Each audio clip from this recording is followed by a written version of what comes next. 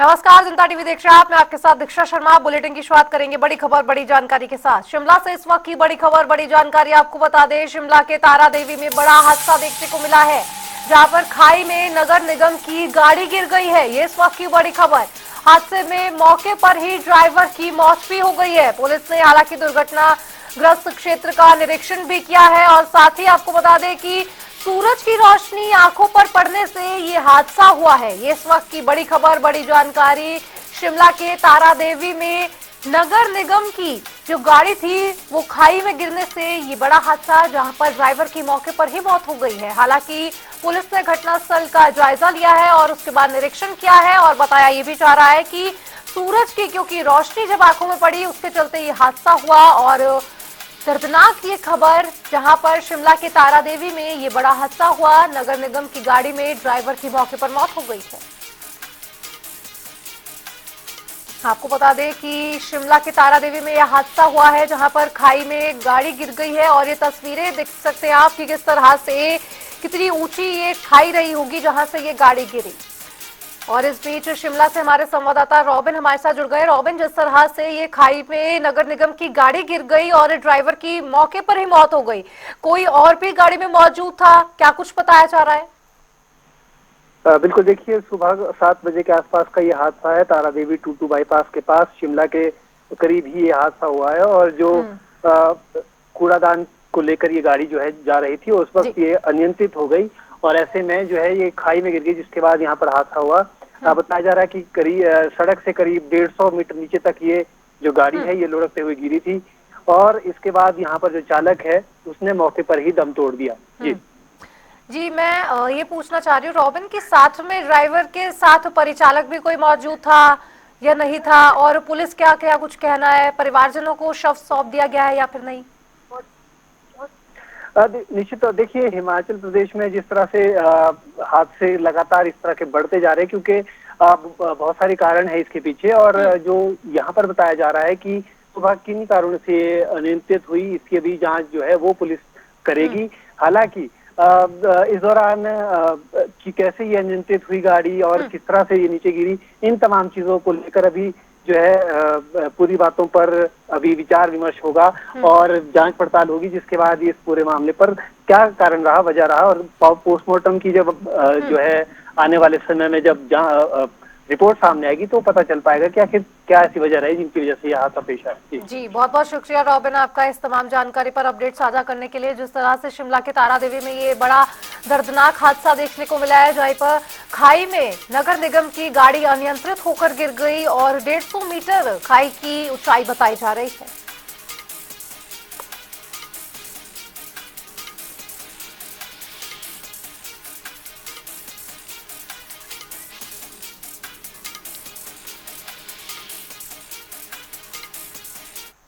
बात करेंगे आईजीएमसी अस्पताल शिमला की, जहां पर इंजेक्शन न मिलने से एक मरीज की मौत हो गई है। परिवारजनों का आरोप है कि कैंसर रोगी हिमकेयर योजना के तहत पंजीकृत था, लेकिन अस्पताल में रोगी को इंजेक्शन नहीं मिला।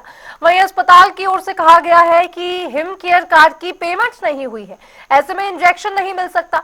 मृतक की बेटी ने बताया है कि इंजेक्शन की कीमत लगभग 50,000 से ज्यादा थी, जिसे खरीदने में परिजन असमर्थ थे, जिसकी वजह से पिता की मृत्यु हो गई। साथ ही मृतक की बेटी दोषियों के खिलाफ कार्रवाई की मांग भी कर रही है।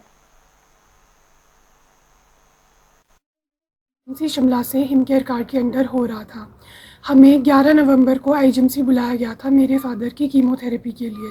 हम लोग जब हमारे फादर के साथ कीमोथेरेपी के लिए आईजीएमसी गए तो हमें वहाँ पे बोला गया कि आपको अभी इंजेक्शन नहीं मिलेगा, वो अवेलेबल ही नहीं है।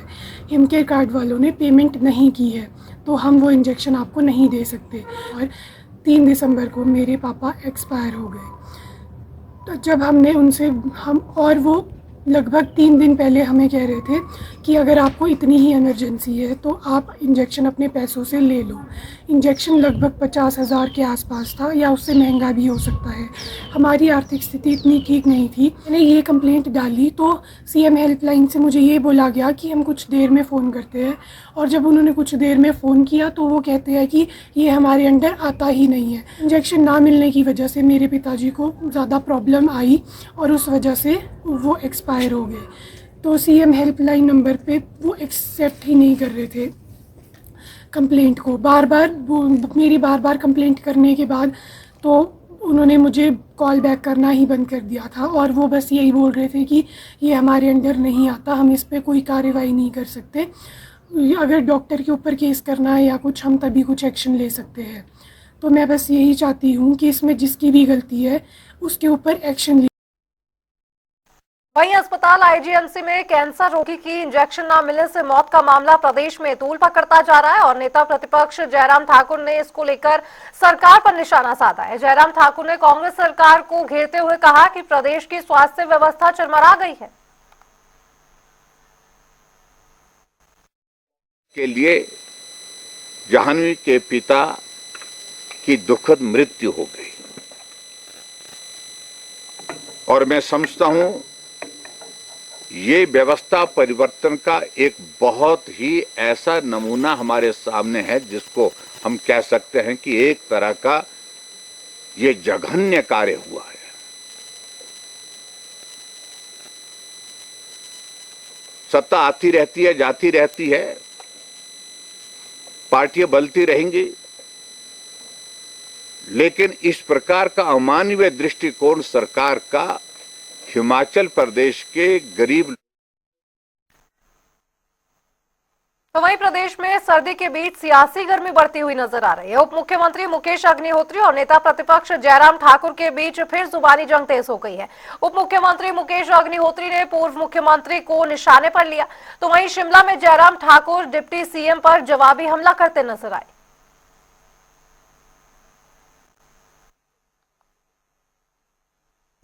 होता हूँ बोलते हैं कि जी डिप्टी चीफ मिनिस्टर जो है मंच से बोल रहा था कि माइनिंग बंद की जाए और पेड़ कटान बंद की जाए। अरे डिप्टी चीफ मिनिस्टर जो है जो बंद कमरे में कहता है वो ही बाहर कहता है, वो दोगला नहीं है।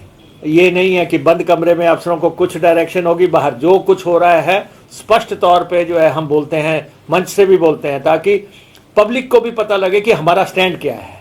तो इसलिए हम वहाँ पे बोल देते हैं। हमने तो माइनिंग को जो है नकेल डालने के लिए लगातार एक्शन लिया है और हमारा डिप्टी कमिश्नर भी सड़क पे जा रहे हैं, एसपी भी जा रहे हैं। हमने अगर कहा कि बड़ का पेड़ नहीं कटना चाहिए, हमारी सोच है कि पीपल का पेड़ नहीं कटना चाहिए, हमारी सोच है कि आम का पेड़ नहीं कटना चाहिए। ये 3 पेड़ों के लिए जो है हमने स्टैंड लिया हुआ है। चिट्टा जो है बर्बादी का कारण है। हमने कल भी यहाँ पे 80 ग्राम चिट्टा पकड़ा है। चिट्टे पे हमने स्पष्ट तौर पे कहा है इससे कड़ा स्टैंड कोई ले नहीं सकता कि कोई भी पॉलिटिशियन जो है कोई डायरेक्शन किसी थाने में नहीं देगा। पर तो बाद में जाएंगे, पहले तो इस्तीफा दें।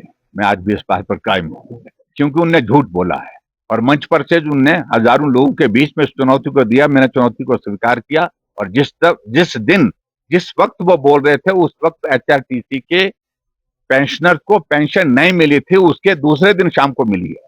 तो इसलिए इस्तीफा बनता है और ये इस्तीफा उनको दे देना चाहिए अगर थोड़ी भी नैतिकता है।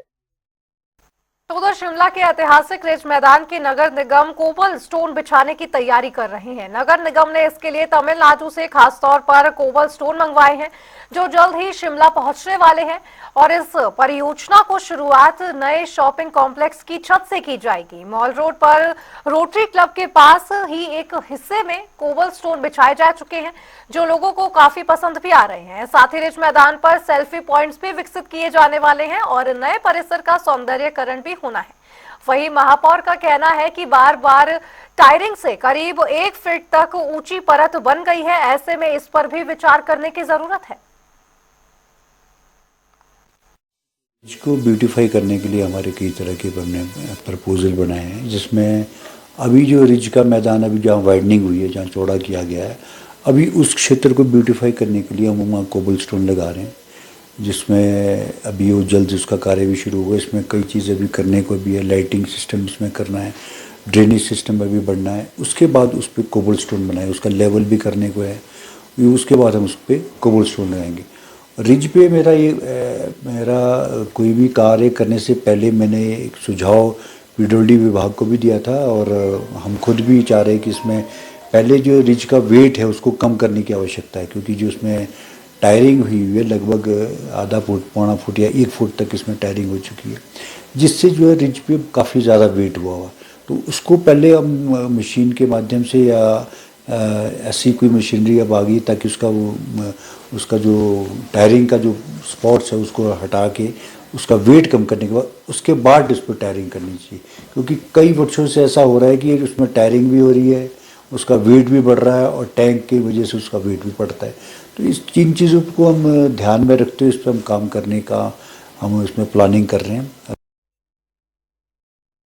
तो उधर ऊना में बीजेपी कार्यालय दीप कमल में संविधान गौरव अभियान के तहत कार्यक्रम आयोजित किया गया, जिसमें मुख्यतः रूप से बीजेपी के प्रदेश महामंत्री सिकंदर कुमार ने जिला स्तरीय कार्यक्रम में शिरकत की और इस मौके पर जिला पदाधिकारियों समेत नवनियुक्त मंडल अध्यक्षों के साथ साथ भारी संख्या में बीजेपी कार्यकर्ता उपस्थित रहे। इस मौके पर राज्यसभा सांसद सिकंदर कुमार ने कहा कि संविधान के 75 वर्ष पूरे होने पर बीजेपी की ओर से राष्ट्रीय स्तर पर कार्यक्रम का आयोजन किया गया है।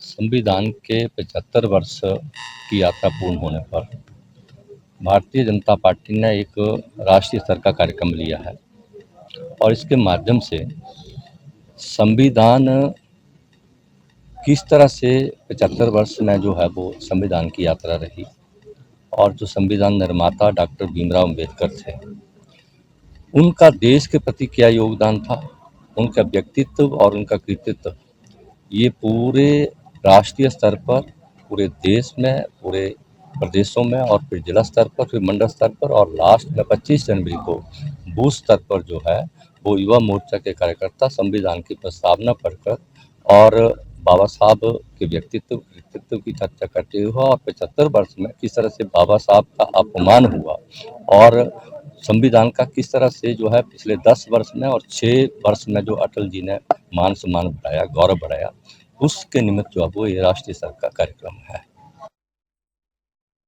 और चलिए बुलेटिन में फिलहाल इतना ही, लेकिन खबरों का सिलसिला जनता टीवी पर लगातार जारी है। नमस्कार।